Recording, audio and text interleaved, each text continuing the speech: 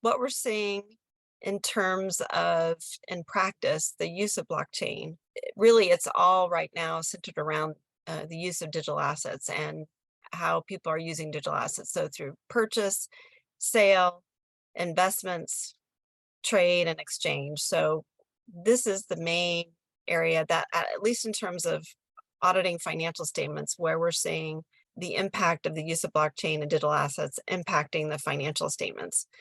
Now, there's lots of other use cases out there with respect to blockchain, no doubt, but I'm trying to focus on how this is impacting the audit process, and what we're seeing in with the companies that auditors are working with. So this is trying to summarize where we're seeing the use of blockchain and digital assets today.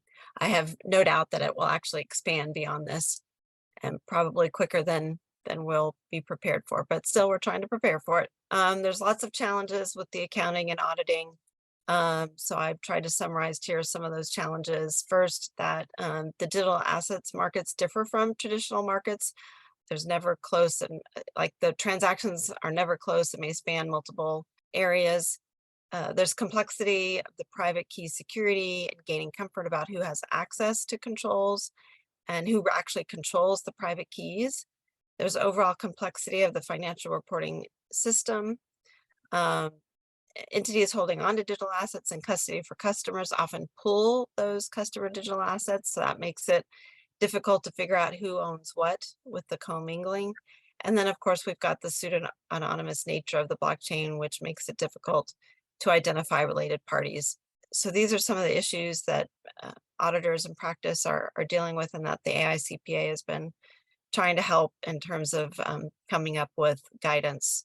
And so this next slide actually lays out kind of the history of what the AICPA has been doing. Back in 2018, we formed a working group, the Digital Assets Working Group, and we actually, about a year later, decided to separate it into two different subgroups, one focusing on accounting, the other focusing on auditing. And shortly thereafter, we engaged industry experts and regulators to be part of the Digital Assets Working Group. We interact with them on a regular basis. And then we published the first digital assets Q&As at that point. This is a practice aid that is live on our website. And what happens is every time as the working group comes up with additional guidance, we simply add it into the practice aid. We can do that much more nimbly than you might be familiar with our audit and accounting guides, which get updated on an annual basis or a biannual basis. With this practice aid, we can update it as soon as we develop new guidance. So the first auditing topic was the topic of client acceptance and continuance that came out in July of 2020. There are a lot of risks with accepting clients that use digital assets, and we wanted to highlight, what auditors should be aware of before they agree to take on those types of clients. Most importantly, you have to make sure you have the right expertise.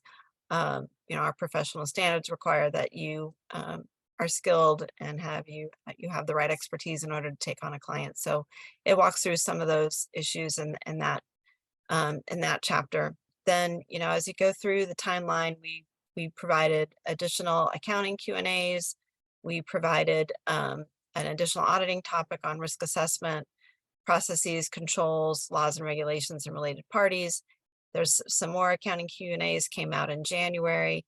And then, of course, in the spring, the SEC issued their SAB number 121. So then we came out with some additional accounting Q&As at that time, and we're still working on an auditing Q&A related to that.